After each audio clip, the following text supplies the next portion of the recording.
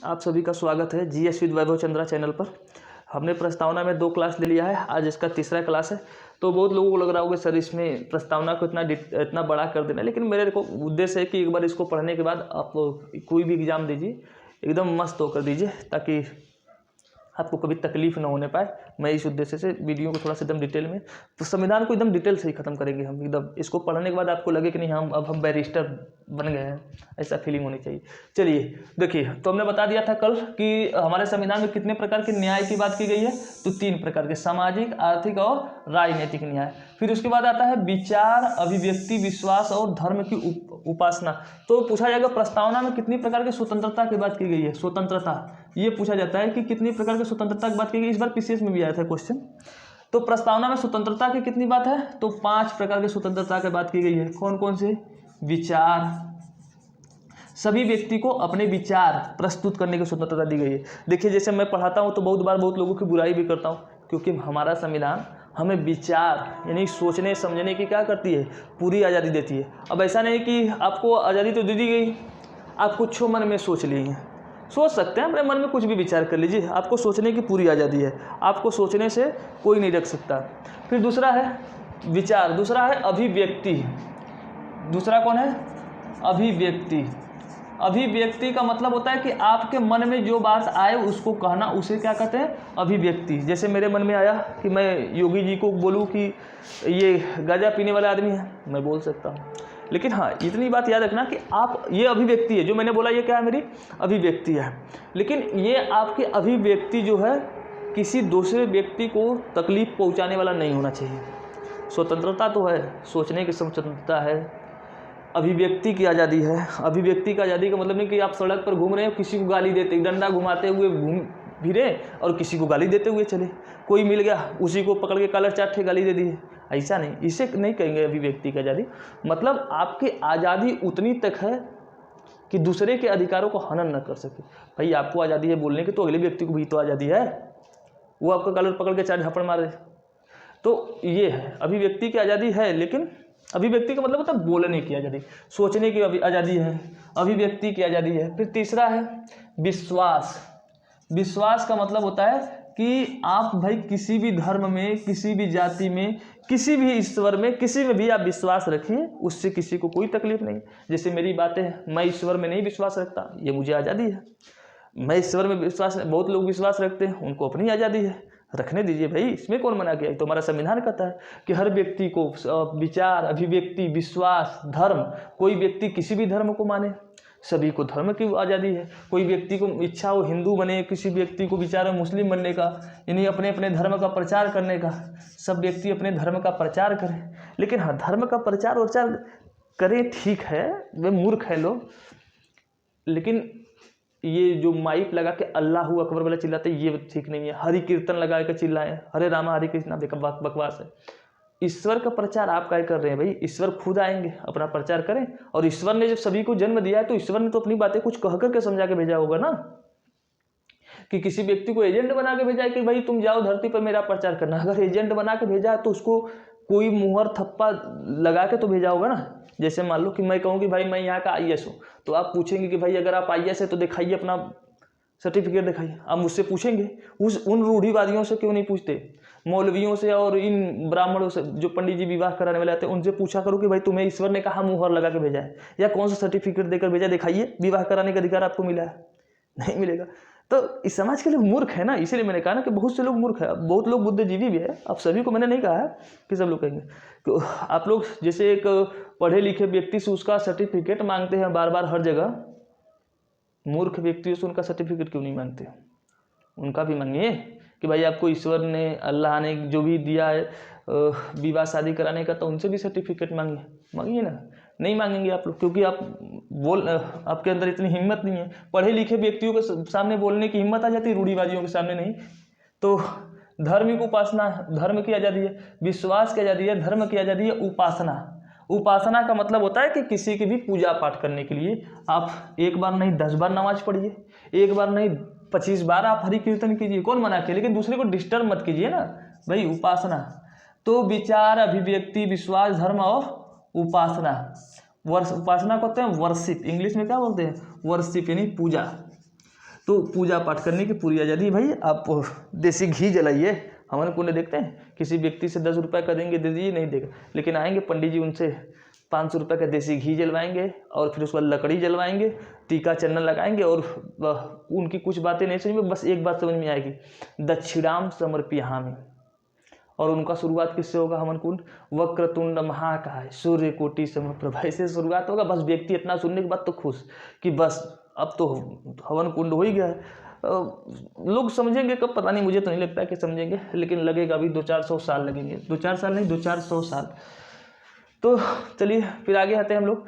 तो 5 प्रकार की स्वतंत्रता की बात की गई है, विचार, अभिव्यक्ति, विश्वास, धर्म और उपासना। ये 5 स्वतंत्रता बहुत बार पूछा गया है ये सेमिनार कि कहाँ पर, मतलब किस प्रस्तावना में कितने प्रकार स्वतंत्रता की बात की गई है? 5। फिर उसके बाद है कितनी प्रकार की असमता की बात की गई प्रस्तावना में, कितने प्रकार की समता की बात की गई? तो 2 प्रकार की समता, प्रतिष्ठा और अवसर। कितने प्रकार की समता की बात की गई भाई? 2 प्रकार की समता, प्रतिष्ठा और अवसर। ये याद रखना कि हर व्यक्ति को भाई हमारे देश में प्रतिष्ठा प्राप्त करने का अधिकार है। हर व्यक्ति बाबू साहब बने, हर व्यक्ति को बाबू साहब बनने का अधिकार है। हर किसी को भी आप सर कहें तो, और अवसर, हर किसी को नौकरी पाने का अधिकार है, सभी के लिए है, सब लोग दौड़ो। लेकिन क्या ऐसा होता है? नहीं होता है। मैं आपको एग्जाम्पल देता हूँ। एक व्यक्ति 4 फीट का है और एक व्यक्ति 6 फीट का है, पुलिस की भर्ती आ जाएगी, 4 फीट वाला बेचारा मुंह बना के रह जाता है। कहाँ अवसर की समानता है ही नहीं। जबकि मेरे हिसाब से तो लंबाई के आधार पे किसी व्यक्ति को, जो व्यक्ति 4 फीट का 5 फीट का है, उसमें उसका क्या दोष है भाई? सोचिए, उस व्यक्ति का उसमें क्या दोष है? कोई व्यक्ति नाटा हो गया, उस व्यक्ति को उसमें क्या दोष है? हाँ, थोड़ा सा उसका अगर कुछ है तो क्राइटेरिया बनाइए, उनको भी नौकरी में रखिए, पुलिस की नौकरी में। क्या उनके मन में देश सेवा की भावना नहीं जागृत होती है जो लंबाई से कम हो गए हैं? होता है।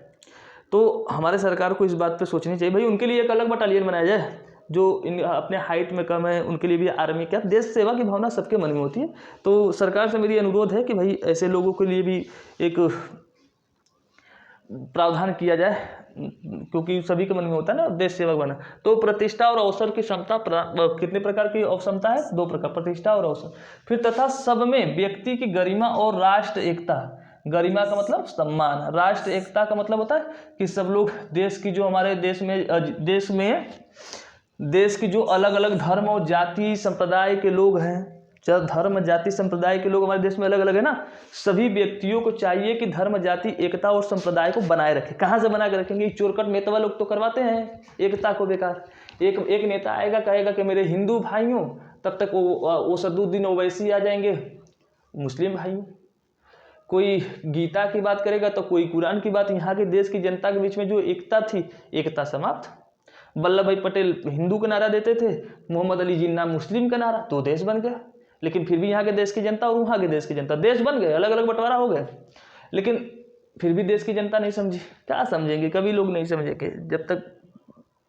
तो देखिए, राष्ट्र की एकता और अखंडता कि मतलब भाई देश, अखंडता जो शब्द है ये भी 42वां संविधान संशोधन में जोड़ा गया है। तो एकता और अखंडता सुनिश्चित करने वाली बंधुता बढ़ाने के लिए दृढ़ संकल्प होकर अपने इस संविधान में आज तारीख, हमारा जो संविधान था, हमारे संविधान में, संविधान को कब, तारीख 26 नवंबर 1949 ईस्वी को एतबद्धता इस संविधान को अंगीकृत, अधिनियमित और आत्मसमर्पित करते हैं। तो देखिए यहाँ पे लिखा है कि 26 नवंबर 1949 को क्या कर रहे हैं हम लोग? अंगीकृत करते हैं। कहोगे कि सर हमने तो पढ़ा है कि 26 जनवरी 1950 को हमारा संविधान लागू हुआ था। हाँ, ठीक सुना है, हमारा देश का संविधान लागू हुआ था 26 जनवरी 1950 को, लेकिन इसके 16 अनुच्छेद, सभी नहीं, 395 नहीं अनुच्छेद, 16 अनुच्छेद जो था वो किस तारीख से लागू हो गया था? ये लागू हो गए थे 26 नवंबर से ही लागू हो गए थे। 16 अनुच्छेद, कुल टोटल कितनी संख्या में? 16 अनुच्छेद कब से लागू हो गए थे? 26 नवंबर 1949 से ही लागू हो गए थे। ठीक है, 26 नवंबर 1949 से ही लागू हो गए थे।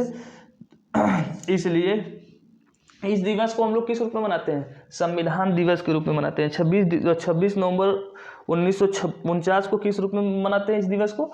और ये किस भाग में लिखा है कि हम 1949 में से लागू होगा? तो हमारे संविधान का जो 394 अनुच्छेद है उसमें लिखा गया है कि ये जो 16 अनुच्छेद लागू हुए हैं ना, वो अनुच्छेद 394 में लिखा था।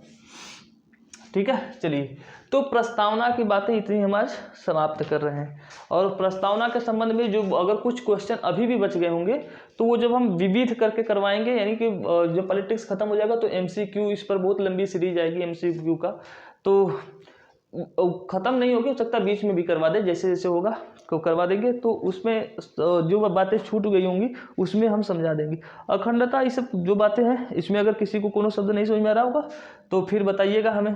अच्छा, एक चीज़ मैंने नहीं बताया, बता देता हूँ कि जब 26 नवंबर 1949 को हमारा संविधान बनकर तैयार हो गया था, तो इसी दिन से पूरी तरीके से क्यों लागू नहीं कर दिया गया?